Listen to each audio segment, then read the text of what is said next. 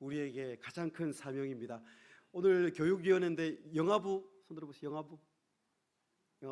영아 유치부인가 여기는 합쳐서 영아 유치부. 네, 너무 귀하십니다. 한 박수 한번. 네, 여기까지는 좀 귀엽고 애들이 예뻐요. 그 다음에 유년 유치부 여기. 네, 유년 유치부. 네, 요즘 초등부 아이들이 좀 어렵습니다. 어려운데 아직은 괜찮아요. 여기 중등부 합쳐야 돼. 중등부. 이분들 외계인 맞고 아십니까?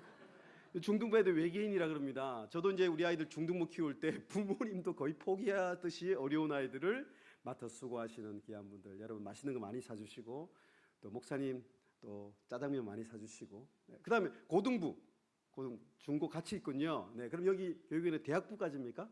대학 청년부. 오늘 대학 청년부는 뭐 교사가 따로 있으신가요? 그건 아니고 같이. 네, 이렇게 오늘 찬양 너무 은혜를 많이 받았습니다.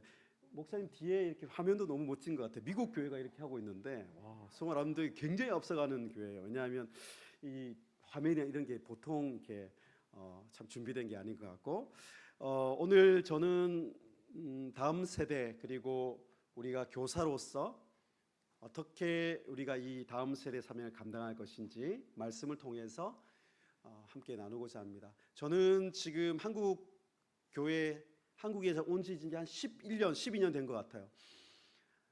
저의 삶을 돌아보면 오늘 우리가 읽었던 디모데후서의 말씀이 저의 삶과 굉장히 많은 부분이 연결돼요. 그래서 아까 말씀을 읽을 때 뭉클해요. 그냥 아무것도 안 했는데 이 말씀 읽으면 되게 뭉클해요. 여러분 여기 보시면 제가 로유바디라고 들어보시나요? 로유바디? 못 들어보셨죠? 쉬운 겁니다. 할머니 로이스 앞에 로, 그 다음에 어머니 유닉의 유, 그 다음에 바울 할 때 바, 그 다음 세대 디. 그래서 로유바디 한번 따라하겠습니다. 로유바디. 요게 이제 다음 세대가 계승이 되는 거예요. 여러분 여기에 뭐 우리는 로이스나 유닉에 대한 정보가 별로 없습니다. 그런데 성경에 보면 바울이 전도여행 갔을 때 그분들을 만난 우연찮은 계기가 있어요. 사도행전 보시면 많은 역사들이 있는데 사람들이 별로 주목하지 않는 내용들이 나와요. 지금도 그 지역은 터키 지역에서도 굉장히 티르키예 지역 중에 굉장히 변방 중에 변방이었던 지역. 뭐 성경에 나온 에베소나 이런 것도 굉장히 그 당시 아시아의 최고의 도시였고, 여러분 그 외조모 로이스와 여기 유니게, 그러니까 디모데의 엄마 할머니죠. 이분들이 살았던 곳이 루스트라라는 지역인데 사도행전 14장에 나옵니다. 루스트라 지역은 변방이었고 아무도 주목하지 않는 지역이었고, 근데 바울이 우연찮게 거기 갔다가 여기가 별로 복음이 잘 들어간 지역이 아니었어요. 그러니까 보통 바울이 전도하러 갔다가 에베소 같은 지역은 굉장히 악한 역사도 많지만 말씀이 떨어질 때 성령께서 역사하시고 에베소에 놀라운 부흥이 일어났기 때문에 에베소에 2년 반 이상 머물러요. 그런데 이 지역은 루스트라는 별로 좋은 지역이 아니었어요. 강팍한 지역이었고, 심지어 바울이 복음 전하러 갔을 때 루스트라의 사람들이 바울의 복음의 말씀을 듣고 그냥 거절한 것이 아니고 돌을 던져서 바울을 공격했던 도시거든요. 그래서 바울이 돌을 맞고 너무 아프니까 이게 이 정도가 아니고 돌을 맞고 바울을 보니까 거의 죽은 것 같아가지고 루스트라 성 밖에 던져버리는 사건이 나옵니다. 여러분 제가 왜 이 스토리로 이 본문을 시작하냐면 그때 그 에베소서 그 앞에 지역 루스트라 사도행전의 그 스토리와 이 디모데후서 1장이 연결되고 있거든요. 스토리 제가 연결을 해서 갑니다. 여러분 그때 그 루스트라에서 바울이 돌을 맞고 성경에 보면 바울이 일어나 그랬어요. 일어나라는 그 헬라어 원어 단어가 뭐냐면 예수님이 부활할 때 썼던 단어와 비슷해요. 그래서 여러분 아나스타시아 이런 말 들어보시죠. 아나스타시아라는 말이 헬라어에서 부활하다는 단어와 굉장히 비슷한 단어인데 바울이 돌을 맞고 아마 피를 흘렸겠죠. 여기저기 멍이 들었고 일어나서 우리 같으면 어떻게 했을까요? 이 지역은 아닌 것 같아. 여기는 아닌 것 같아 라고 돌아가면 되죠. 그리고 다른 지역들 이고니온 지역과 또 북쪽에 있는 아주 좋은 땅이 좋은 지역에 가서 전도하면 되니까 우리 같으면 갔을 거예요. 그런데 무슨 역사인지 아마 성령의 감동이 있었던 것 같아요. 다시 길을 돌아가서 루스트라에서 복음을 다시 전합니다. 자, 제가 이 말씀을 한 이유가 굉장히 중요해요. 다시 돌아가서 만났던 사람이 유니게어 로이스라고 저는 보고 있습니다. 바울이 가장 어려웠을 때 돌을 맞고 고난을 받고 이 지역은 이제 그만했으면 좋겠다라고 생각했으면 좋겠지만 아마 성령께서 감동을 주셔서 다시 돌아가서 루스트라의 복음을 전할 때 외조모 로이스와 어머니 유니게가 복음을 들었고, 아니면 그 전에 복음을 알고 있었는데 그때 디모데를 소개해 준 건 분명합니다. 아들을 바울에게 데리고 와서 이 아이 잘 부탁한다고, 이 아이 좀 복음으로 잘 길러달라고 했던 것이 분명합니다. 그때 바울이 디모데를 만났을 때 디모데는 굉장히 열등감이 많았어요. 저도 어릴 때 열등감이 좀 많았습니다. 열등감이라는 게 사실은 복음을 딱 만나고 나면 열등감이 근본부터 사라지는데, 요즘 아이들도 보면 전 되게 불쌍해요. 저도 이제 여러분 보시면 알겠지만 이 겉은 굉장히 이제 이렇지만 저희 고향이 어디냐면 이 외조모 로이스 유니게 디모데처럼 변방 중에 변방. 얼마 전에 이제 고향에 갔는데 이제 목사님께도 말씀을 드렸는데, 제가 그 지역에 한번 가려고 내비게이션을 이제 켜고 가는데, 그 내비게이션에 저는 이제 여러분 내비게이션 써보셨죠? 새로 듣는 거 처음 듣는 것처럼 그 목소리가 여러분 내비게이션 웬만하면 지금 다 찾아가거든요. 웬만하면 우리나라 이제 새틀라이트 위성으로 가기 때문에 웬만하면 다 찾아가는데, 저희 고향에 제가 가려고 저희 할아버지가 세운 교회를 가기 위해서 가는데 내비게이션이 흔히 말하는 내비 언니 있잖아요. 내비가 도착했다, 도착했습니다 했는데 어딘지 모르겠는 거야. 그만큼 시골입니다. 지금도 시골인데 경상남도 산청군 신등면 단계리라는 곳이에요. 예, 거기서 좀 더 들어가야 돼요. 그러면 지금 지리산 안쪽으로 들어가신다 생각하시면 됩니다. 거기서 어떤 복음의 역사가 있었길래, 오늘 디모데도 보십시오. 오늘 바울이 이 디모데후서를 쓸 때는 자기 인생의 마지막, 자기의 복음의 사역의 거의 마지막에 로마 감옥에서 2차로 투옥되어서 사장에 보면 이제 곧 내가 전제와 같이 이제 부음이 될 것이다, 그 죽음을 직감했던 것 같아요. 그런데 그 마지막의 순간에 이 자신이 편지를 쓰면 편지 쓸 것이 얼마나 많겠습니까? 그런데 딱 한 명을 찍어서 믿음의 아들인 디모데에게 이 디모데 전, 특히 디모데 후서를 쓰면서 마지막 다음 세대를 향한 이 뜨거운 가슴을 보여주고 있습니다. 여러분, 실제 자기 아들도 아닌데 믿음의 참 아들 된, 이렇게 시작하잖아요. 1장 1절부터 2절에 보면 믿음의 아들 디모데에게 사랑하는 아들을 기억하는 거예요. 여러분, 마지막 순간에 가장 귀한 사람이 기억나잖아요. 여러분, 사실 디모데는 아무 상관이 없는 친구고요. 더 정확히 얘기하면 디모데는 사실 집안도 좋지 못했어요. 여러분, 오늘 여기에 어머니 유니게가 나오지, 유니게는 유대인이었던 것 같아요. 근데 아버지는 아마 이방인이었던 것이 분명합니다. 그러니까 여러분, 요즘도 그렇지만 그 당시에 유대인과 이방인이 섞이면 그 아이는 거의 그 세계에 들어오지 못하거든요. 그러니까 디모데는 어릴 때부터 마음에 큰 아마 어둠이 있었고 또 상처가 있었고 열등감이 있었을 거예요. 유대인에게 속할 수도 없고 또 이쪽도 속하지 못하는.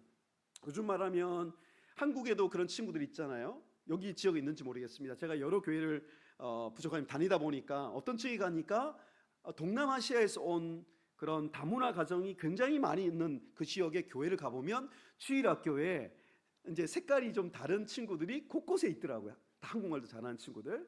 여러분, 지금은 많이 없어졌지만 그 친구들 많이 차별하는 그런 문화가 우리 한국에 있었지 않습니까? 아무튼 디모데는 그런데다가 오늘 말씀에 너에게 준 마음 두려워하는 마음이 아니라 능력과 사랑과 절제하는 마음이라고 하신 특별한 이유가 뭘까요?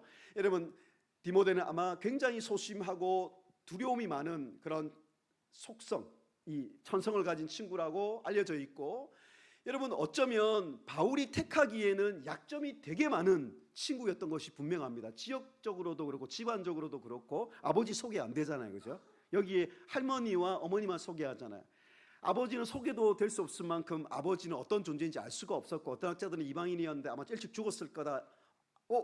어떤 식인지 모르게 분명한 사실은 어떤 이방인의 아버지를 두고 있었고, 지역도 그냥 굉장히 안 좋은 지역에, 요즘 말하면 변방 지역에 있었고, 이런 친구가 디모데였는데 바울은 자기 인생의 마지막에 이 디모데에게 특별한 마음을 가지고 고백하는 것이 저에게 너무너무 감동이 됩니다. 아까 제가 말씀드렸던 지리산에서 제가 자랐는데 지리산에 지금 가보면 너무 굉장히 물도 좋고 세계에서 제일 저는 청정 지역 중에 하나인 것 같아요. 그런데 지금도 그렇게 이제 내비가 못 찾을 만큼 시골인데, 여러분 일제 시대는 얼마나 시골이었을까 상상해 가십니까? 근데 제가 어떻게 좀 추적을 해봤어. 우리 집안에 어떻게 복음이 들어왔을까? 디모데에게 이렇게 제가 루스드라의 지역의 바울이 디모데에게 복음을 진짜 어렵게 전해서 복음의 역사가 그 가정에 시작된 거잖아요. 그래서 제가 물어보니까 정말 일제 시대 때 그 여성 선교사가, 아주 젊은 여성 선교사가 어떤 일이 있었는지, 어떤 하나님의 인도하심이 있었는지 그 지리산 산골까지 복음을 전하러 왔다 그래요. 복음을 전하러 와서 처음 만난 사람이 들어왔으니까, 여러분 이 선교사는 미국에서 왔거나 서양에서 왔으니까 영어를 했을 거 아니에요. 여러분 그 지역에 영어 할 수 있는 사람이 있었겠어요? 그래서 돌아다니다가 이제 복음을 전하러 왔다가, 바울처럼 복음을 전하러 왔다가 이 논밭에서 딱 만난 사람이 있었으니 박명준이라는 청년을 만난 거야. 이 청년이 이제 보니까 이제 처음 서양 여자를 봤겠죠. 그래서 뭐 손짓 발짓해서 이 요즘 말하는 넘버벌 커뮤니케이션, 이 제스처를 통해서 처음에 소통을 했겠죠. 그래서 이제 보니까 이제 옛날에는 대접하는 문화가 있었어요. 저희 할아버지 참 좋은 분이었어요. 그래서 이제 그 대접을 이렇게 하고, 여러분 그 시골에서 여러분 대접할 것도 없지만 그 경상남도 그 시골에 먹을 것도 없고 그러면 하필이면 그때 이제 중간에 참을 먹기 위해서 보리밥에다가, 여러분 옛날에 땡초 아십니까? 땡초를 또 그게 뭐로 찍어 먹냐 하면 된장에 안 찍어 먹습니다. 고추장에 찍어 먹어요. 고추장을 찍어 가지고 선교사를 대접한 거야. 싫어합니다, 싫어. 그래서 마음으로 이제 뭔가를 주고 싶은데 보리밥은 뭐 이렇게 까칠하지만 그래도 먹을 수 있잖아요. 그래서 푹 찍어 가지고 드렸는데 그 선교사는 복음 전하러 왔으니까 그걸 먹은 거야. 세상에, 여러분 남의 일이라고 그렇게 편안하게 보시는데 그 당시에 이 고추 굉장히 매운 고추였어요. 그거를 고추장 찝어서 딱 주었는데 이 선교사가 딱 한 입 먹고 한 유명한 말이 있어요. 성령 충만해서 얼굴이 벌개진 게 아니고 너무 매우니까 오 마이 갓 그런 거야. 근데 저희 할아버지가 그걸 보고 이분이 그 뭘 말하는지 뭐 알 수 없지만 정말 천사를 만난 것 같다 그러죠. 너무 사람이 착하고, 그렇게 해서 뭐 소통을 어떻게 해서 그 지역에 최초로 예수님을 믿은 사람이 박명준, 저희 할아버지인 거예요.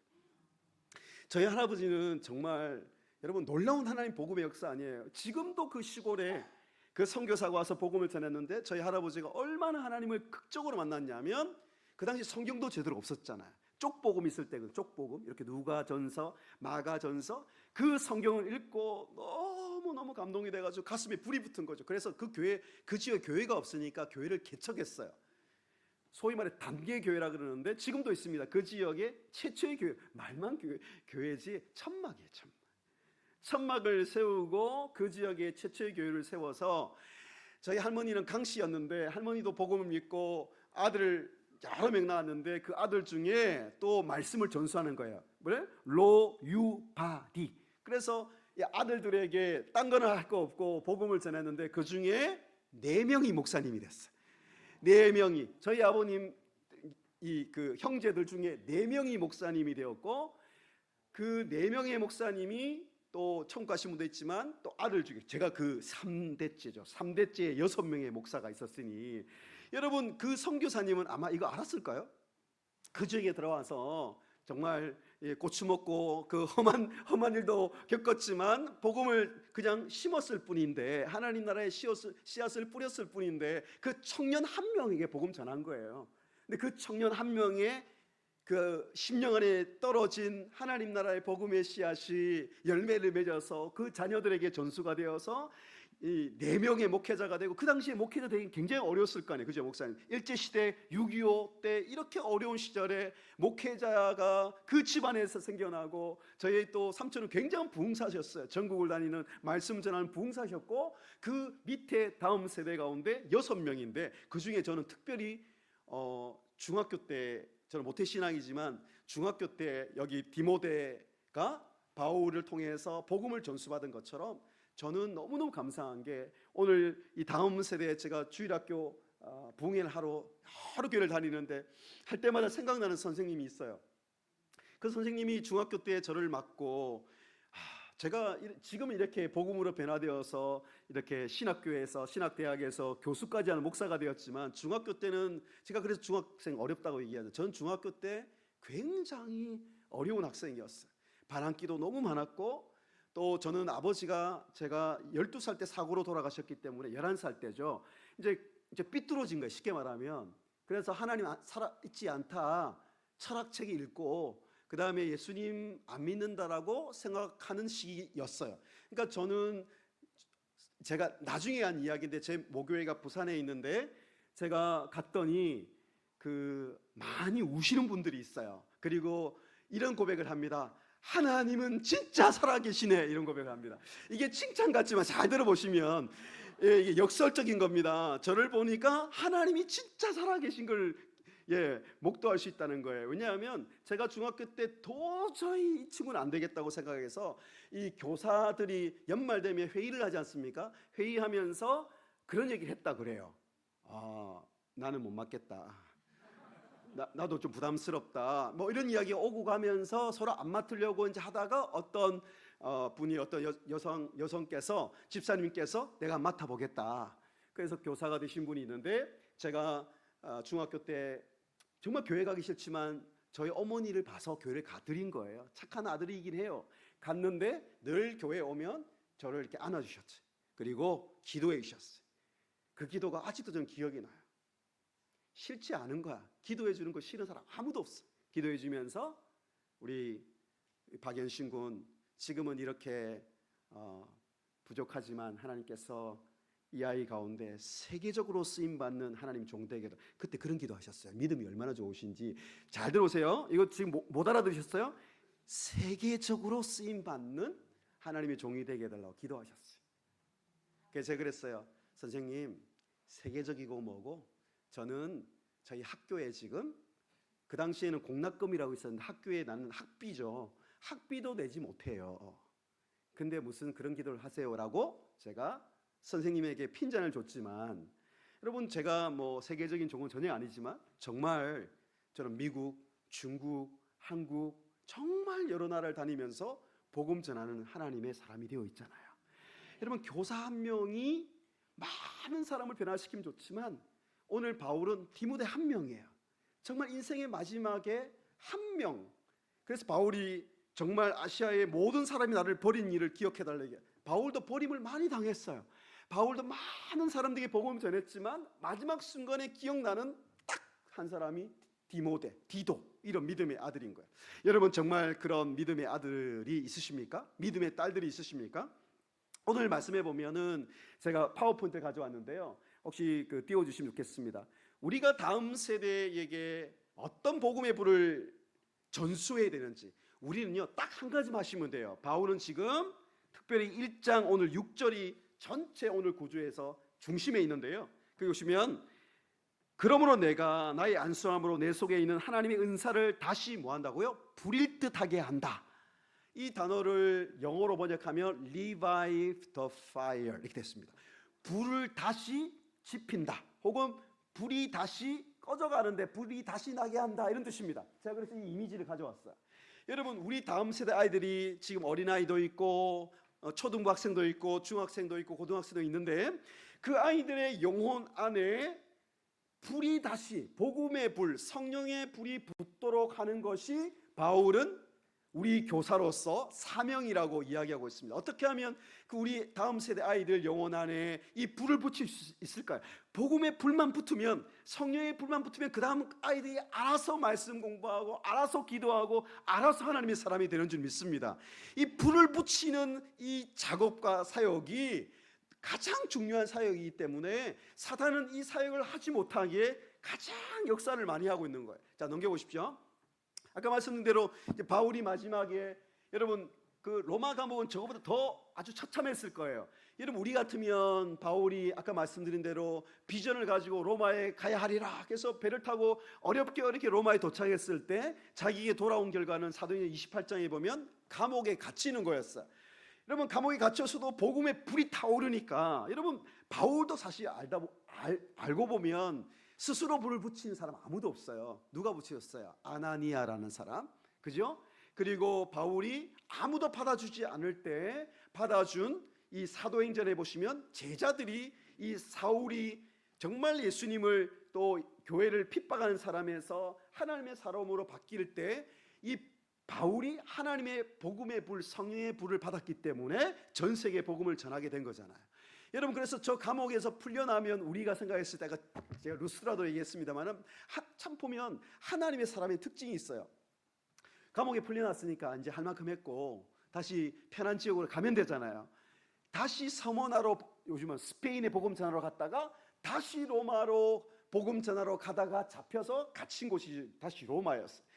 그 로마의 감옥에서 지금 다음 세대에 향한 복음의 불을 붙이고자 한 거죠. 자, 마지막 편지입니다. 다음 넘겨보십시오. 저런 감옥 속에서 바울이 오늘 목적이 뭐냐 하면, 오늘 자 읽은 말씀 중에 가장 반복되는 단어가 뭐예요? 1장이 사실 큰 한 문장으로 되어 있는데 가장 반복되는 게 뭐예요? 어떻게 하면 불을 붙일 수 있는지 여기에 키가 들어있습니다. 8절에 보시면 하나님 능력을 따라 복음, 표시 복음, 유앙겔리온. 그 다음에 또 언제 나옵니까? 11절에 내가 뭘 위하여 교사로 부르심받았다고요? 복음을 위하여. 그죠? 자, 이 복음이라는 단어가 오늘 가장 많이 반복됩니다. 자, 그리고 우리가 교사로 부르심 받았는데 11절 보시면 교사란 말이 에베소 4장과 함께 여기에 등장합니다. 초대교회 때는 교사라는 특별한 직분이 있었고요, 지금도 여러분 교사로 부르심 받았습니다. 넘겨보십시오. 이 교사라는 말이 원어로는 디다스칼로스랍니다. 디다스칼로스. 이 디다스칼로스란 말은 그 당시에 가장 영예롭고 존경을 담은 마스터, 선생님이란 뜻이에요. 근데 요즘에 사실 우리도 느끼고 있지만 저도 교수잖아요. 일종의 이제 티처인데 요즘 교수, 교사 이런 그 권위가, 존경이, 리스펙트가, 그 영예가 거의 사라진 시대예요. 여러분 최근에 그 보셨습니까? 저희 동생도 선생님이고, 저희 지금 은퇴하셨지만 위에 형님도 선생님이고, 형수님도 선생님이고, 선생님 집안이에요. 목회자 아니면 우리 선생님이야, 그냥 우리 집안은. 그런데 여러분 요즘 그 교사가 굉장히 인격이 많았잖아요. 그 사범대나 뭐 이런 그 교대가 굉장히 몇 년 전만 해도 1등 신랑감, 1등 신부감 뭐 전부 교사였잖아요. 제가 들어보니 요즘에 지원자가 확 없었습니다. 이 MZ 세대가 볼 때는, 특히 알파 세대까지 왔는데, 알파 세대가 볼 때는 교사가 보니까 딱 직감적으로 저 제일 3D 직종인 거야. 왜냐하면 이 교사라, 디다스칼로스라는 것은 꼭 성경이 아니더라도 당시의 로마 시대만 해도 가장 존귀를 받는 이 교사라는 어떤 직분이었어요. 그러니까 선생님이라는 자체가 굉장히 존경을 받는 직업이었고, 그리고 예수님도 제자들이 랍비라고 해요. 랍비, 선생님, 디다스칼로스입니다. 그런데 오늘 보시면 선생님, 디다스칼로스라 했는데, 오늘 여기서 말하는 이 교사라는 단어는 그것과 차원이 다른 하나님 나라를 세워가는 사명, 은사 중에 오늘 보면 선포자, 설교자 같이, 그 다음에 사도, 사도의 직분은 이제 우리 지금 이게 사역자로 대치되었습니다만, 그것과 함께 교사로 오늘 이야기하고 있습니다. 근데 이 교사가 가장 중요한 게 뭐냐 하면 목적이에요. 목적. 내가 교사로 부르시면 목적이 뭐냐면 11절에 복음을 위하여. 그 당시에 이 복음이란 단어는 사실 우리가 쓰는 단어 이전에 로마 당시에는 여러분 아시겠지만 유앙겔리온이라는 복수로 쓰였는데, 그 뭐냐면 황제가, 로마 황제가 탄생하거나 이 전쟁에 승리했을 때 축제하는 날을 유앙겔리온이라고 그랬어요.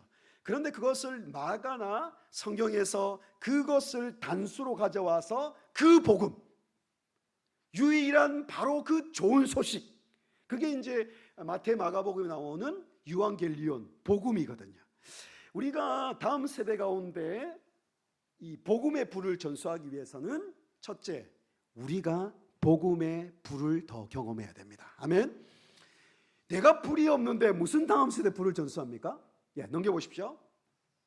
여러분, 제가 이제 제 사진을 넣으려 했던 건 아니고, 제가 작년 우리 교단 전국 주일학교 부흥회라 그럴까요? 세미나를 1월 달에 합니다. 그때 저에게 말씀을 전해달라 그래서 전국의 교사들이 한 1000명 좀 안 되게 모였는데, 제가 그때 말씀을 전하면서 이 얘기를 했어요. 우리는 복음을 위해 교사로 부르심 받았다. 이 부르심에 응답을 하는 순간 하나님께서 복음의 감격과 성령의 능력을 주신다. 그걸 하면서 제가 부르심을 강조했어요. 부르심이라는 말이 클레시스인데요. 여러분 모두가 교사로 부르심 받으셨죠? 아멘.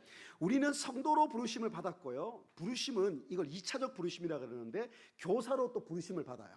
여러분 이 부르심이라는 말에서 나온 말이 교회라는 말이 에클레시아라는 말이 부르심을 받은 자들이란 뜻이 바로 거기서 나왔습니다. 교회는 모두가 부르심 받은 사람들이에요. 여러분 그러니까 이 부르심이 뭐냐 하면 바울이 한번 따라하겠습니다. 부르심의 소망.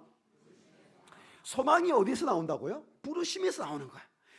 우리가 하나님의 백성으로 부르심 받고 교사로 부르심 받을 때 그 부르심에 응답하기만 하면 교회의 소망이 있어요.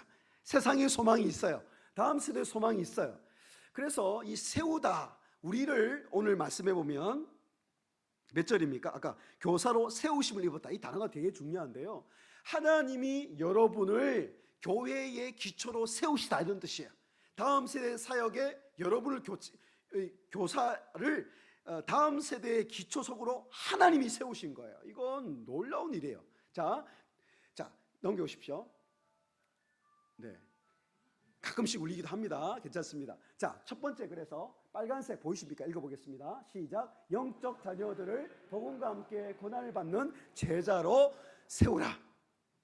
우리 아이들을 바울은 이걸 알려줍니다. 그냥 학생이 아니고 디모데를 부를 때 꼭 부르는 말이 있습니다. 믿음 안에서 참 아들 된 디모데, 믿음 안에서 참 아들 된 디도. 여러분 여기 말씀 보시면 그리스도 안에서 1만 스승이 있어도 많지 않다. 그러면서 우리는 그리스도 안에서 복음으로써 내가 너희를 낳았다라고. 여러분 우리가 아이들을요, 다음 세대 아이들은 복음으로 낳는 거예요. 여러분 잘 들으십시오. 그 말은 뭐냐면 여러분 모두가 다음 세대 아이들을 나의 영적인 아들과 딸과 자녀로 생각할 때 교사로서 복음의 능력을 감당할 수 있습니다. 여러분 그러고 보면 저희 어머니, 제가 아까 말씀드린 우리 집안은 참 독특하고 책을 쓸 만큼 희한한 집안이에요. 그래서 저희 할아버지 복음을 들으시고 또 그 다음에 이 4명이 목회자가 되었고, 저희 아버지는 특별히 19살 되었을 때 6.25 전쟁이 발발했어요. 혹시 기억나시는 분이 있습니까? 우리는 그 세대가 아닌데 저희 아버지가 강제로 군대에 끌려갔는데 정말 구사일생으로 사셨다고 그래요. 그래서 저희 아버지가 가서 너무 잘하니까, 하나님 함께 잘하니까 차출이 되어서 특수부대에 들어갔는데, 그 특수부대 요즘 나오더라고요. 여러분 아세요? 요즘 그 특수부대 최강부대인가요? 뭐죠? 예? 강철부대 보시면 HID 나오죠. 북파 공작부대입니다. 저희 아버지가 북파 공작부대 1기였어요. 아버지가 19살에 군대 가서 마을에는 실종돼가 전쟁 끝난 돌아오지 않았어요. 그래서 다 죽은 줄 알고 있다가 저희 할머니가 우리 아들을 가슴에 묻었다고 생각하고 3년 지나도 나타나지 않았는데, 갑자기 어떤 청년이 우리 마을에 나타난 거예요. 근데 거의 알아보지를 못했는데 엄마만 알아봐. 그죠? 우리 할머니만 알아봤어. 우리 아들이다. 탕자의 비유처럼 마을 어귀에 나타났는데 할머니가 달려가서 안았어요. 왜 안았느냐? 물어보니까 너 어떻게 된 거야? 그랬더니 HID 특작 부대에 들어가서 이제 전쟁이 끝났는데 저 북쪽 지역에 3년 반이나 특수부대 활동을 하다가 부대원들 거의 다 잃고 거의 혼자 살아서 마을까지 내려온 거예요. 그러고 나서 저희 아버지가 방황을 하고 그 7년 가까이 그 군대에서 얼마나 많은 사람들을 죽고 죽인 걸 봤겠어요. 복음의 능력이 얼마나 위대한지 제가 말씀드릴게요. 저희 할아버지가 그렇게 목회자가 되시고 복음을 전수했지만 19살에 군대 가서 27살까지 전쟁터에서 북한에서 3년 반 있었으니까 아버지가 눈빛이 완전 살기등등한, 사울처럼 살기등등한 눈빛으로 나타났는데 다들 옆에서 말도 못 걸 정도 무서운 사람이었어요. 저도 좀 무섭게 보일 때가 있습니다. 무섭죠 제가? 무섭구나. 저희 아버지 진짜 무서웠다고 그래요. 그런데 저희 아버지가 마을에서 이렇게 기다리고 있다가 도시에서 한 처녀가 왔으니 또 천사가 내려온 줄 알았대요. 그게 바로 손안수라는 여인이었어요. 그래서 그 여인을 따라다니다가 이 남자가 불쌍해서 결혼해 줬어요. 그래서 그 여인이 20살 때부터 하나님이 주신 이 자녀를 놓기 시작하고 생육하고 번성하라 그랬잖아요. 믿음으로 딸 아들 헷갈리네. 그 다음에 딸 이제 나온 거예요. 그래서 저희 아버지가 완전히 변한 거예요. 어떻게 변해요? 복음으로 변하기도 하지만 아이들을 위해서 아버지가 이제 책임감을 가지고 이제 놀랍게 변화되는 시기에 놀라운 일이 일어납니다. 여러분 오늘 말씀은 하나님의 능력을 따라하라는 말이 나오죠. 하나님의 능력은 복음을 통해서 전수가 되거든요. 그래서 저희 할아버지가 전수했던 그 복음이 저희 아버지가 살아있다가 그죠? 6.25 전쟁 가운데 7년 동안 그런 고난을 겪어도 그 복음의 능력은 사라지지 않아요. 어느 순간에 불타오르는 복음의 불이 타오르는 순간이 있었대요. 그래서 저희 아버지가 그때 참 그 지리산 시골에서 여러분 어디까지 올라왔냐면 1972년 3년 기억나십니까? 그때 우리나라에 전 세계 이 교회사에 아주 획기적인 역사적인 사건이 있었어요. 여러분 빌리 그레함 목사님 아십니까? 좀 물 한 잔만 주시면 감사하겠습니다. 빌리 그레함 목사님이 그 당시에 그 여의도에 옆에 있어? 뒤에 있구나. 이 복음에 가까이 있었는데 제가 몰랐네요. 네. 여의도에 있잖아요. 그때 사진 보시면 여의도가 그냥 허허벌판이에요. 그때 목사님 기억나시면 그때 아무것도 없었어요. 그곳에 여의도에 빌리 그레함 목사님이 오셔서 복음 집회를 하는데 그 당시에 뭐 핸드폰도 없고 인터넷도 없을 때 우리 아버지가 어떻게 알았는지 친구한테 돈 빌려가지고 여의도까지 오신 거야. 그 지리산에서 와서 그 당시 몇 명 모인 줄 아세요? 예, 300만 명. 지금 세계사 기록에 남아 있는데 가장 많은 인원들이 300만 명이 그 여의도에 물론 전체 다 합쳤겠죠. 300만 명이 앉아 있었는데 거기에 저희 아버지가 이렇게 앉아 있다가 저희 아버지가 저에게 하신 말이에요. 어릴 때 들은 이야기. 그 빌리 그레함의 강력한 메시지. 사실 통역하는 분이 더 강력했어요. 김장한 목사님 통역하는데 그 쩌렁쩌렁한 목소리로 Love Christ, 그리스도를 사랑하라, Love one another, 서로를 사랑하십시오. 그 말을 하고 통역을 하는데 저희 아버지는 이런 느낌이었대요. 마치 천둥 번개가 내 마음과 영혼에 치는 것 같았다. 거기서 말씀을 통해 성령의 불을 받은 거예요. 오늘 말씀처럼 복음이 하나님의 능력과 함께 다시 불을 붙인 거예요. 다시 불일 듯 하는 거죠. 바울이 디모데에게 복음 전했을 때 루스드라에서 복음을 경험했겠죠. 능력을 경험하고 불을 경험했는데 지금 다시 한번 그 불이 붙기를 원하는 것처럼 저희 아버지 마음속에 다시 불이 붙어가지고 그때 아버지가 너무 마음이 뜨겁고 이래가지고 아직 신학도 안 하셨는데 그때 저희 아버지 아코디온을 들고 오토바이를 사가지고 온 그 뭐 양로원이든 고아원이든 뭐 돌아다니면서 복음을 전하신 거예요. 집에 잘 안 들어오셨어요. 문제는. 그래서 손안수 이 집사님이 집에서 이제 이 7째를 가져가지고 혼자 일하다가 이제 갑자기 애가 나오는 거예요. 여러분 그 당시에 산부인과도 없었잖아요. 혼자 아이를 낳다가 아이를 이렇게 어떻게 뺐는데 아마 아주 아이가 위치가 안 좋았나 봐요. 아이를 이렇게 그 정신에 아이를 이렇게 뺐는데 아이가 울질 않았던 거예요.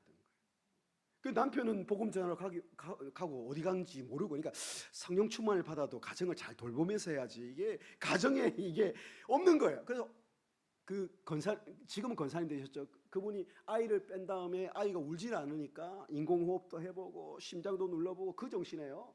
근데 이제 본인도 피를 많이 흘렸으니까 제가 이제 저 의학적인 상식이 없어도 그 정도면 굉장히 위험하잖아요. 어머니는 다 아실 거예요. 그래서 더 이상 이제 안 되겠다 싶어서 탯줄을 이제 자르려고. 탯줄을 자른다는 것은 이제 끝난 거거든요. 근데 하나님이 정말 설명할 수 없는 감동을 주시대요. 이 아이를 포기하지 말고 끝까지 한번 살려야겠다. 그래서 한 번만 더 그 피투성이 있을 거 아니에요. 그 탯줄을 자르지 않고 아이를 거꾸로 들고 하나님 이 아이 한 번만 살려주시오. 하나님께 이 아이 드립니다. 하나님 이 아이 살려주시면 하나님께 드리겠습니다. 그런 소원 기도를 하신 거예요. 그 아이 등도 치고 엉덩이 치는데 뭔가 아이가 입에서 뭔가를 토해내면서 살아난 거예요. 진짜 그 아이가 나중에 고등학교 때 소명을 받고 목사가 된 거예요. 그게 저예요. 아직 좀 더 해야 되는 몰라가지고 지금 아무도 눈치 못 챘죠. 문제는 제가 비가 오고 날씨가 안 좋으면 제가 왜 자꾸 제가 허리와 등이 아픈지 태어나자마자 두드려 맞았어. 그 정신에 저희 어머니가 손이 굉장히 크신데 너무 간절히 때려가 지금도 멍이 있습니다. 제가 그 멍을 설명하면서 저희 어머니 얘기해 주더라고. 내가 그 순간에 탯줄 끊었으면, 그죠? 저는 인생을 그냥 거기서 끝난 거였는데, 그 어머니의 마음은, 영적인 아비와 어머니의 마음은, 여러분 내가 죽어서라도 이 아이 살리고 싶은 거예요. 그 마음 아니겠어요? 자기도 피를 많이 흘렸는데 이 아이 뭐 아이 태어나면 요만큼밖에 안 되잖아요. 그 아이를 살리기 위해서 끝까지 포기하지 않고 이 아이를 살려달라고.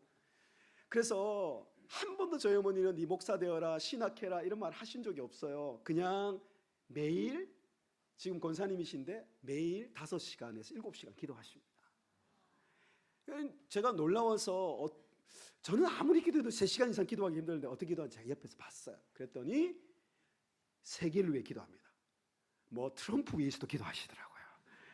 그다음 우크라이나 전쟁 위해서 기도하시고, 우리나라 위해 기도하시고, 북한의 김정은 위해 기도하시고, 통일 위해 기도하시고, 나라의 지도자 위해 기도하시고, 대통령 위해 기도하시고, 그 다음에 목사님들 위해 기도하시고, 쭉 순서가 있어요. 하나님 나라, 먼저 그 나라 의를 구하라 그러셨대요. 순서가 쭉 있어요. 그러면서 마지막에 우리 자녀들과 손자 손녀들이 굉장히 많거든요. 어머니가 그렇게 저를 제가 7째입니다. 그리고 또 놓으셨어요. 원래 12명까지 가시려고 그랬는데 8남매, 그래요. 정확하게 4남 4녀. 여러분 정말 놀랍지 않습니까? 이 다음 세대를 향한 마음도 똑같습니다. 여러분 다음 세대의 아이들 가운데 우리가 한 명이잖아요. 한 명. 그러니까 어머니는 딱 아셨대요. 기도하면서 저 아이는 하나님 날 쓰실 거다. 이렇게 극적으로 살려주신 거 보면, 물론 서원기도를 하시긴 했지만 하나님께서 딱 부르시는 거예요. 언제 부르시죠? 고등학교 1학년 때. 고등학교 1학년 때 정말 하나님께서 디모데를 불러주신 것처럼, 바울을 불러주신 것처럼, 저는 오늘 말씀 그대로예요. 이 복음을 위해서 우리가 부르심 받았다 그랬잖아요. 복음을 위해서 구절에 보면 하나님 우리를 구원하사 거룩하신 소명으로 불러주셨다 그래요. 소명으로 불러주셨다 그랬잖아요. 하나님의 부르심의 때가 있어요. 그러니까 여러분이 아이들 가르칠 때도요, 괜찮아요. 아이들은 그 부르심의 때가 있어요. 그 때를 위해서 우리는 복음을 심고 기도하면 돼요. 제가 그 중학교 때 그 선생님, 제가 말씀드렸잖아요. 권명숙 선생님이었는데, 그 선생님이 보통 교사 몇 년 하죠? 1년 하죠. 1년 동안 제가 얼마나 힘들게 그랬는지, 보통은 이제 끝나고 이제 선생님 빠이 하잖아요. 근데 물론 반이 바뀌긴 했어요. 근데 나중에 제가 15년인가 지나서 미국 유학 갔다가 잠깐 왔을 때 어느 권사님이, 모교의 권사님이 그런 거예요. 목사님, 저 권사님은 중학교 때 1년 맡았는데 목사님 떠나고 난 다음에도, 미국 가신 다음에도 그 권사님은 새벽마다 목사님 위해 기도합니다. 여러분 보통 AS 몇 년? AS도 1년이에요. 여러분 중학교 때 잠깐 1년 맡았는데 그 아이가 청년이 되고 대학생이 되고 나중에 이 교회를 떠나서 목사가 되고 나중에 미국을 간 다음에도 새벽마다 나를 위해 기도하는 두 여인이 있었으니, 한 명은 손안수 권사님, 우리 어머니예요. 엄마니까 맨날 기도하고, 이 권사님은 서로 증인이야. 왜 우리 어머니 기도하다가 우리 박현신 목사님, 박현신을 기도하니까 우리 아들을 위해 누가 간절히 기도하나 봤더니 그 권사님인 거야. 그 권사님 지금 천국 가셨는데, 그 권사님이 늘 저를 위해 기도하는 게 전 느껴져요. 한번 그 교사가, 여러분 제가 믿음의 아들이라 그랬잖아요. 항상 저에게 넌 내 아들이야 그랬어요. 너는 내 믿음의 아들이야. 그 권사님이 마지막 요양원에 이렇게 돌아가시기 전에도 마지막 순간에도 저희 어머니한테 그렇게 얘기했대요. 내가 박현신이라는 이 아이를 내가 교사로서 1년 동안 가르칠 수 있는 게 내 인생의 가장 큰 보람된 축복이라고 말씀하셨대요. 돌아가시기 전에. 여러분 놀랍지 않습니까? 그런 교사가 있었기 때문에, 그런 어머니가 있었기 때문에 이런 부족한 자도 하나님 앞에 쓰임받을 수 있는 거예요. 소명으로 부르심 받을 수 있는 거예요. 여러분 그때 중학교 때는 저는 변하지 않았어요. 여전히 사울 같은 존재였는데 고등학교 1학년 딱 뒤에 있으니까 오늘 말씀에 있는 것처럼 불일 듯하게 한다 그랬잖아요. 여러분 고등학교 1학년 때 제가 뭐 특별한 것은, 그 당시에 제가 기억하기에 저희 지역에 미션 스쿨, 크리스천 학교들이 여러 학교 있었는데 그 해에 뺑뺑이를 돌려가 구슬을 뽑았는데 봤더니 불교 학교예요. 그 고등학교 좀 불교학교를 갔어요. 그것도 버스로 한 3, 40분 가는, 정말 하나님은 저를 그렇게 강하게 훈련시킨 거예요. 불교학교 갔더니 세상에 첫 시간부터 법회를 하잖아요. 합장 그러는 거예요. 여러분 그 위압감을 잘 모르실 거예요. 모든 학생과 선생님들이 합장하고 그 습께서 쭉 쓰셔가지고 합장 그러는데 누가 그 앞에 절을 안 합니까? 그런데 그 공포 분위기 속에서 저는 절하지 않았어요. 절하지 않았어요. 딱 버티고 있었어요. 그런데 딱 뭐가 퍽 소리가 나길래 딱 봤더니 제 친구 하나가 저처럼 고개 들고 있다가, 그 당시에는 이 매가 가능했거든요. 학생 주임 선생님이 어디서 고개를 안 숙이고 때리고 딱 그 순간 보는 순간 나도 모르게 바로 제 인생 최대 굴욕 사건이었어요. 그런데 여러분 그렇게 웃으시지만 그 순간 돼 보면 몸이 자동으로 반응해요. 와, 정말 그 굴욕적인 사건을 잊을 수가 없어요. 우상 숭배한 거야. 그래서 그 어린 마음에 내가 평소에 모태 신앙이고 이렇게 주일학교를 다녔는데 이 고난 딱 앞에 오니까 그냥 바로 무너지는 제 자신을 보고 너무너무 많은 그 고민을 했습니다. 그때 고등학교 1학년 때 여름 수련회가 오잖아요. 여름 수련회 가서 내가 이걸 작정해야 되겠다. 이번에 하나님 제대로 만나든지 아니면 저는 그냥 저는 하나님 없다고 생각해요. 하나님 알아서 하시라고 하나님께 제가 협박을 했어요. 이번에 만나 주시든지 아니면 저는 그만하겠다고. 근데 고등학교 1학년 때 가가지고 그 여름에 그 더운데 말씀을 전하잖아요. 지금도 생각나요. 메시지는 생각이 안 나는데 수련회 기간 동안에 그 마지막에 그 목사님이 막 회개하라고 얘기한 다음에, 난 그렇게 죄를 지은 적 별로 없는 것 같은데 막 죄를 회개하라고. 우린 또 불을 꺼요. 불 끄고 문 잠그고 회개할 때까지 막. 그런데 그래서 거의 끝났어요. 근데 제가 저쪽에 앉아 있다가 마지막 그 순간에 하나님께 저를 부르시더라고요. 그러면서 제가 어릴 때부터 지은 죄들이 다 생각나게 하면서 그날 저녁에 저는 몇 시간이고 울고 하나님 앞에 회개하고 하나님을 정말 성령을 극적으로 만난 거예요. 그런 다음에 오늘 말씀처럼 우리에게 주신 마음은 두려워하는 마음이요, 능력과 성령과 근신하는 마음이라. 능력과 근신하는 마음이라 그랬잖아요. 능력과 사랑과 절제하는 마음, 근신하는 마음이라. 그래서 제가 돌아가자마자, 수련회 끝나고 돌아가자마자 주위의 분들의 기도에 힘입어서 고등학교 불교학교 안에 불법 클럽을 만들었어요. 점심시간에 기도하는 모임 만들었어요. 그래가지고 불상 옆에서 모였어요. 거기가 제일 안전합니다. 뭐 여차하면 이렇게 하면 되니까. 그래서 모여서 열몇 명이 기도하고, 또 야간 자율학습 시간에 저희 어머니가 전수해 주신 성경이, 이건 제 성경이고요. 저희 어머니 성경은 더 낡은, 너무너무 많이 봐서 이 성경에 많은 눈물과 이런 것들이 많이 배어 있는 어머니의 성경. 요즘 그 옛날에 빨간 성경책 알아요? 세로로 되어 있는 거. 저희 어머님이 전수해 주신 최고의 유산이에요. 저희 어머님이 나는 가난해서 나한테 유산도 하나도 못 주고 유학 갔을 때 하나도 너한테 돈을 못 보대 미안하다. 근데 어머님, 그럴 때 어머님이 권사님 회개하세요. 저에게 이런 믿음과 말씀의 유산 주셨는데 이거보다 더 큰 유산이 어디 있냐고. 여러분 아멘 이럴 때 해주시는 게 맞습니다. 여러분 우리가 다음 세대 믿음의 아이들, 또 내 육신의 자녀도 있잖아요. 여러분 돈 많이 좀 타락합니다. 아시지만 여러분 이 말씀의 유산을 제가 받아서 그때 빨간 성경책을 고등학교에서 가져가서 제가 읽었어요. 읽는 가운데 당시에도 기억나. 로마서 8장. 사망이나 생명이나 권세자들이나 높음이나 기품이나 현재일이나 장래일이나 하나님의 사랑에서 우리를 끊을 수 없으랴. 근데 이게 오늘 말씀처럼 다시 불일 듯 한다 그랬잖아요. 마음에 불이 붙더라고요. 정말 그런 마음의 확신을, 내 마음에 불이 붙는데, 불이 여러분 어떻게 붙어요? 여러분 고기 안 구워 보셨구나. 미국에 제가 사회 갈 때 스테이크를 잘 구워야 돼요. 그죠? 스테이크 구우려면 여러분 청년들 알지만 이게 불 피우는, 제가 유학생 청년 사역을 했었거든요. 그래서 학생들 우리가 막 같이 이렇게 공원에 가서 고기를 굽는데 문제는 고기를 많이 사는데 불이 안 붙어요.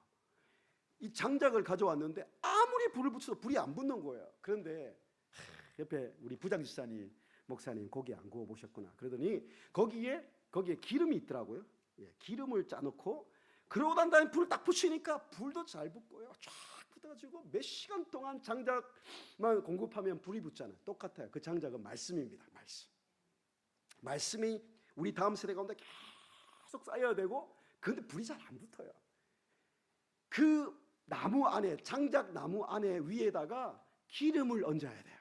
그게 스가랴 4장에 말하는 양쪽 감람나무에서 공급되는 순금등대라는 교회의 기름이 공급되거든요. 그 환상을 보여주시는데 바로 그 기름이 성령입니다. 그래서 오늘 14절에도 성령으로 말미암아라는 말이 거기서 나오는 거예요. 여러분, 성령의 기름을 공급하는 교사 되시기 바랍니다. 내 안에 기름이 없는데 어떡해? 여러분, 내 안에 성령의 기름이 없으면, 아까 그랬잖아요, 복음의 불이 내게 없으면 아이들이 먼저 딱 알아봅니다. 아이들에게 우리가 교사로서 성경 공부시키는 것도 중요하고 뭐 아이들에게 많은 걸 하는 것도 중요한데 내 안에 불이 있으면 아이들한테 자연스럽게 불이 붙게 돼 있어요. 그리고 우리 안에 성령의 기름이 있으면 아이들한테 자연스럽게 기름이 공급되게 돼 있어요. 그래서 목사님 말씀 통해서 여러분들이 은혜를 많이 받으시길 축복합니다. 그냥 여러분 다음 세대 사역하려 그러지 마시고 여러분들이 복음의 능력과 복음의 간격과 성령의 능력을 많이 체험하면 좋은 교사가 되게 되어 있습니다. 여러분, 그래서 고등학교에서 제가 그 로마서 말씀을 1년 가운데 불교 고등학교에서 성령의 놀라운 은혜를 체험했어요. 그리고 고등학교 2학년 되니까 불교학교에서 제가 기도하고 말씀 보는데 하나님 저를 또 2차적인 콜링 하시더라고. 네 말씀 전하는 사람 되라. 그래서 저는 하나님 앞에 헌신하게 되었고 지금까지 이렇게 오게 된 것이. 자, 오늘 말씀을 넘겨보겠습니다. 제가 핵심을 말씀드렸고 아까 그 부분에서 제가 유앙겔리온 그랬죠. 제가 이 사진 여러분 보이십니까? 자, 나중에 이것도 마찬가지. 여러분은 결국 다음 세대 아이들을 양육해서 그 아이들에게 결국 사역을 나누어 주셔야 돼요. 제가 주일학교 사역을 정말 탁월하게 하는 교회를 가보니까 초등학교 유년부 아이들도 사역에 동참을 시켜요. 찬양도 아이들이 서면 강력합니다. 오늘 청년들의 창년이 굉장히 좋은 것처럼 아이들에게 전도도 시켜보시면, 저도 전도해서 가보면 아이들이 전도를 더 잘합니다. 저도 전도를 정말 잘했어요. 12명씩 전도해오고 그랬어요. 그러니까 우리가 아이들에게 바울이 디모데에게 이렇게 복음의 불만 전수한 것이 아니고, 바울이 가장 아낀 교회가 어디라고요? 에베소 교회입니다. 에베소 지역은 저기 사진에 보시면 저기 아르테미 혹은 성경에는 아데미라 그러는데, 저 아데미 여신이 에베소 지역의 50개의 신 중에 하나였는데 가장 강력한 신이었어요. 여러분, 그러니까 바울이 이 디모데에게, 지금 이 디모데를 에베소 지역의 목회 사역을 이렇게 위탁을 하거든요. 그러니까 이 디모데에게 얼마나 필요한 게 많겠어요. 그때 바울이 얘기한 게 뭐냐면, 오늘 복음의 이 능력, 하나님의 능력을 따라 복음과 함께 고난을 받는 능력, 이 복음을 위해서 나아갈 때 성령의 능력, 이런 것들을 강조할 수밖에 없는 거예요. 그래서 저 아데미 여신이 지배하고 있었던 저 에베소 지역에 바울이 디모데를 보냈을 때 디모데 지역에 또 놀라운 사역이 이루어지는 것처럼 여러분들이 맡고 있는 다음 세대 아이들을 여러분의 동력자로 세우시기 바랍니다. 다음요. 자, 그래서 바울이 디모데후서의 3장에 보면 말세에 고통하는 때가 나오는데, 여기 보시면 쭉 열 몇 가지를 얘기하는데 핵심이 뭐냐면 자기를 사랑하는 세대예요. 자, 여기 보시면 지금 아이들 넘겨보십시오. 제가 빠르게 넘겨가겠습니다. 지금 아이들 뭐라 그래요? 신인류라 그럽니다. 지금 아이들은 제가 이제 저희 아들은 이미 대학을 이제 곧 졸업을 하고 10살 차이 나는 늦둥이 딸이 있어요. 더 놀라운 건 제가 7년 동안 딸을 달라 기도했는데 기도를 잘해야 되겠더라고요. 딸을 달라고만 기도했지 구체적으로 기도 안 해가지고 태어났을 때 제가 너무 많이 울었어요. 왜냐하면 감사해서 울기도 했고, 저는 한국에 있을 때 좀 빨리 태어났는데 저희 청년들이 카톡에 사진을 보내줬는데 저랑 똑같이 생겼어요. 정말 똑같이 생겼어요. 너무 서로 보고 놀랄 정도로. 그런데 이 아이들이 지금 2012년생 이러니까 이 아이들을 뭐라 그러냐면 디지털 네이티브 세대라 그럽니다. 이 아이들은 어릴 때부터 스마트폰 뭐 이런 것들을 자유자재로 하는, 그리고 알파 세대라 그럽니다.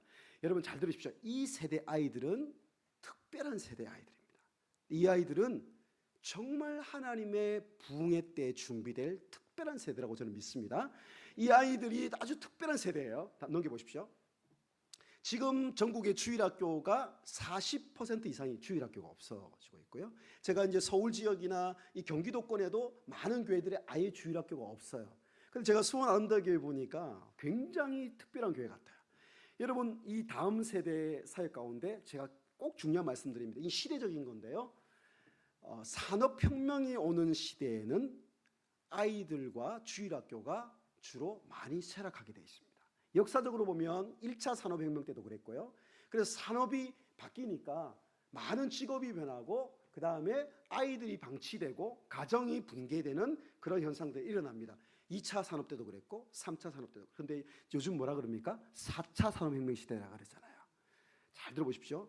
지금 산업혁명 시대 때 한국에 벌써 그런 일이 일어나고 있는데 많은 사람들이 직업을 잃습니다. 그리고 앞으로 수억 개의 직업이 사라진다 그래요. AI가 직업을 대체하기 때문에, 인공지능이. 그렇기 때문에 많은 가정과 많은 다음 세대가 위기가 와요. 근데 그보다 중요한 것은 놀라운 거예요. 넘겨보십시오. 산업혁명 시기에 주일학교가 부흥합니다. 다시요. 여러분, 주일학교가 언제 생겼습니까? 주일학교가? 모르시는구나. 영국의 산업혁명 때 주일학교가 처음 생겼어요. 왜요? 산업혁명이 일어나니까 사람 다 일하러 가야 되고 아이들은 방치되고 그러니까 이 주일학교를 그냥 시작한 게 아니고 방치되어 있는 아이들을 집으로 데려다가 성경 공부를 시키면서 먹을 것을 준 것이 주일학교 시작돼서 영국 교회가 부흥하게 된 거예요. 여러분, 진짜 미국에 제가 10년 동안 있으면서 미국의 주일학교가 뛰어난 교회들 정말 많거든요. 미국의 주일학교가 언제 부흥한 줄 아세요? 2차 산업혁명 때.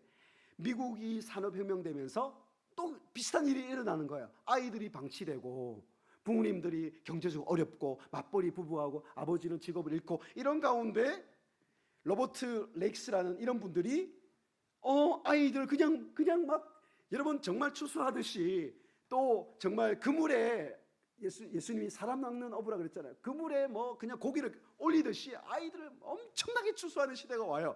저는 정말 하나님 주권 가운데 있지만 이 시기가 주일학교의 부흥의 때가 오고 있다고 믿습니다. 정말 제가 2023년에 미국에 제가 10년 교사역 마치고 안식년, 연구년으로 교환교수로 미국에 가 있었는데 그때 2023년에 그런 일이 일어나고 있었어요. 청년들이 11명이 부흥을 경험하고 미국의 100개 이상의 대학에 기도회와 부흥회가 생겨나고요. 여러분, 지금 미국에 엄청 위기가 많이 있지만 캘리포니아나 이런 지역에 청년들이 그 바닷가에서 엄청나게 세례받고 돌아오고 알고 계세요? 저희 아들이 미국에 대학을 다니고 있는데 지금 졸업반인데요. 놀라지 마시라. 우리 아들이 새벽에 기도 모임을 하고 있어요. 일반 대학이에요. 아침 6시 반에 50명이 넘게 모여요. 우리 아들이 기타를 치면서 미국 대학에서 기도회와 부흥회 모임을 해요. 그때부터 일어난 부흥 운동이, 다음 세대 부흥 운동이 4차 산업혁명 때 일어난다 그랬잖아요. 그래서 그때 유튜브가 방영돼 가지고 한 청년 대학이 그 부흥이 일어났는데 그 부흥에 11명으로 시작된 부흥이 한 달 동안 24일 넘게 계속됐어요. 24시간 동안. 전 세계 유튜브를 통해서 청년들과 젊은이들과 아이들과 청소년들이 하나님께 돌아오는 이 산업혁명의 주일학교 부흥이 시작된 거예요. 여러분, 그런데 한국에 제가 돌아와 보니 한국이 너무 조용한 거예요. 자, 보십시오. 다음 세대 안에 그래서 우리는 불을 붙여야 돼요. 아멘. 다시 불을 붙여야 돼요. 여러분, 우리 수원 아름다운 교회는 다음 세대에 불을 붙이는 교회가 되시기를 축복합니다. 불이 막 일어나야 돼. 청소년들도 와서 기도하고, 여러분 청년들 와서 기도하고. 몇 명이 흐름을 바꿨다고요? 여러분, 켄터키 하면 뭐가 생각나십니까? 또 이 얘기해야 되겠네. 여러분, 안 지루하시죠? 조금만 더 마칠게요. 저도 여러분 이런 집회하기 쉽지 않습니다. 우리 목사님이 저보다 훨씬 연배가 또 선배님이시지만 신대원 동기예요.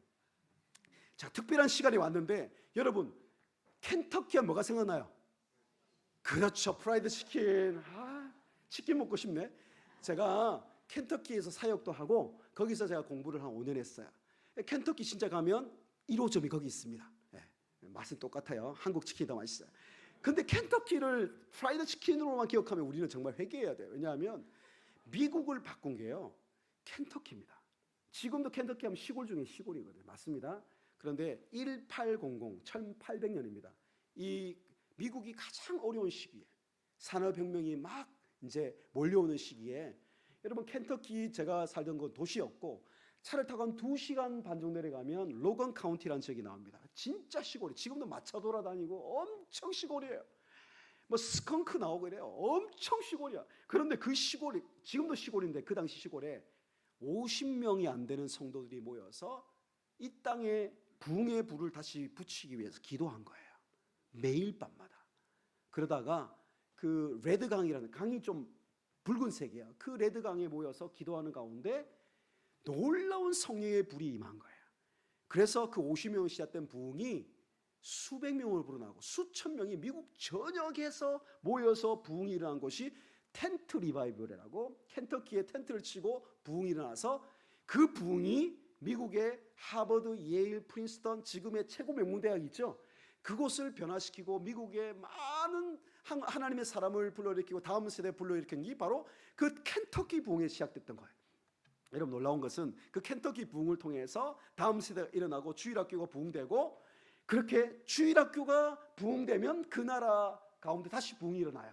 여러분, 그 부흥이, 놀라운 부흥이 끝에 있을 때 여러분, 한 교사가, 이 부흥은 늘 불을 계속 붙여간다 그랬잖아요.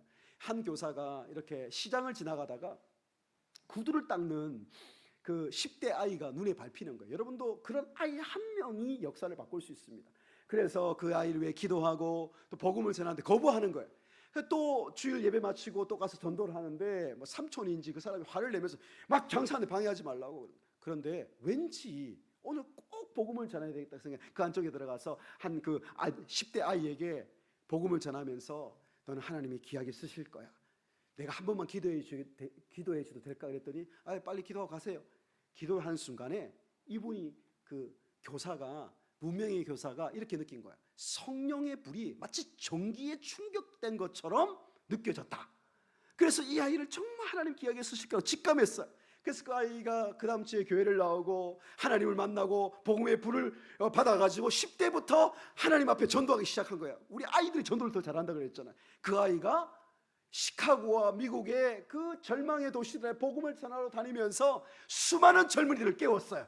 그때 그 부흥을 통해서 수많은 젊은이들이 일어났어요. 그리고 그 중에 젊은이 중에 70명에 넘는 그 청년들이 기도하면서 어디 온 줄 아세요? 조선, 한국으로 온 거예요. 그 10대 그 아이가 여러분 아시는 D.L. 무디예요. D.L. 무디.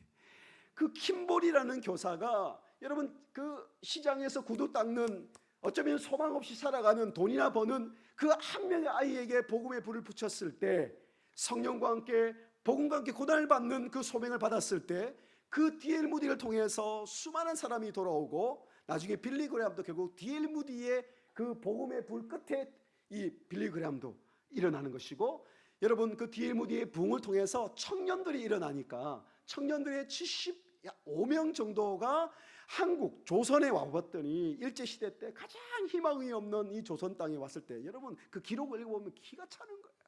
세계에서 제일 경제적으로 못 사는 나라도 잃어버리고, 이 전염병이 온 나라의 평양에 번져가는데 이 거의 뭐 치명적인 거야. 우리나라가 20세기 초반에 얼마나 불쌍한 나라였는지 그 청년들이 와서 제일 먼저 한 게 뭐예요? 복음을 전하고 교육을 시키고 주일학교를 하는 거였어요. 여러분 보십시오. 그 복음의 부흥의 불이 그들에게 D.L. 무디에게 오고, D.L. 무디에서 청년들에게 오고, 청년들이 이 한국 땅에 와서 그 주일학교를 열어서 복음의 불을 붙이니까 그 아이들 가운데 복음의 불이 일어나서 그 아이들 가운데 영적인 지도자가 나오고, 목사님이 나오고, 교육가가 나오고, 여러분 한국 땅이 지금 이렇게 교회가 강력하게 세워지고 전 세계의 경제 6위, 7위의 나라가 된 것은 바로 그 한 명의 교사가 복음의 불을 붙여서, 그 한 명이 청년들에게 복음을 붙여서 그 청년들이 한국 땅에 왔기 때문에 가능한 거예요. 돌아가 보면 오늘 말씀했습니다. 결국 한 명의 교사가 복음의 불을 붙일 때 한민족을 살리고 한 국가를 살리는 것을 믿습니다. 여러분 오늘 말씀 맺으면서 다시 한번 말씀드립니다. 우리가 다음 세대 가운데 복음의 불을 전할 때, 복음의 불을 전수할 때 우리는 성령에 충만하고 복음의 능력을 더 많이 경험해야 됩니다. 그런 다음에 다음 세대 가운데 이 복음의 불과 성령의 불을 붙이기만 한다면 성령께서 여러분 우리가 섬기고 있는 아이들 가운데 성령의 놀라운 부흥을 주실 줄 믿습니다. 다음 세대의 부흥이 일어날 때 한국교회는 다시 살아날 줄 믿습니다. 다시 통일 가운데 저 북한 땅에 그리고 중국 땅에 온 선교지 가운데 우리 아이들을 통해서 다음 세대를 통해서 놀라운 부흥을 주실 줄 믿습니다. 같이 한번 이 시간에 기도하겠습니다. 우리 다음 세대를 위해서 우리 아이들을 위해서 우리 주일학교의 부흥을 위해서 기도하겠습니다. 오늘 말씀을 기억하면서 디모데가 바울이 마지막 인생의 마지막에 이 복음과 함께 고난을 받고 복음의 불을 전수하고 다음 세대 심령 안에 복음의 불을 붙이는 것이 바울의 마지막 소원이었던 것처럼 하나님 우리가 다음 세대 믿음의 아들 믿음의 딸들에게 이 복음의 불 성령의 불을 전수하는 하나님 우리 기성세대 교사들이 되게 하여 주옵소서. 같이 한번 기도하겠습니다. 살아계신 하나님 아버지 감사